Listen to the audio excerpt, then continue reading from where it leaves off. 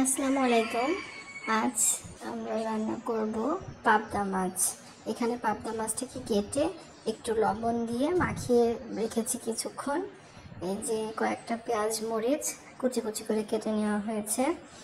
এই যে আলুটাকেও একটু পাতলা পাতলা কুচি কুচি করে কেটে নিয়েছি। আর এখানে নিয়েছি একটা টমেটো।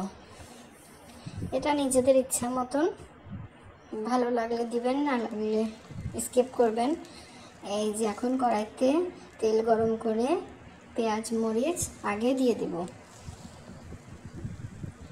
পেঁয়াজ মরিচটাকে হালকা একটু নাড়াচাড়া করে দিয়ে দিব আলুর মধ্যে শুধুমাত্র লবণ দিব আর হলুদের গুঁড়া দিব।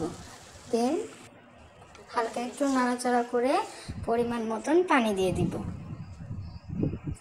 পানি দিয়ে নাড়াচাড়া করে ওটাকে আমরা ঢেকে বলক আসা পর্যন্ত ওয়েট করব।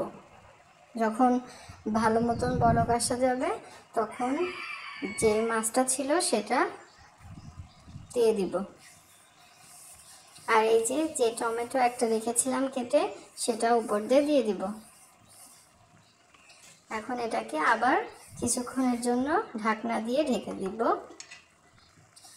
মাঝে উল্টিয়ে একটু দেখতে হবে। এই যে তৈরি হয়ে গেছে পাবদা মাছ আলু দিয়ে মাখা। আল্লাহ হাফেজ।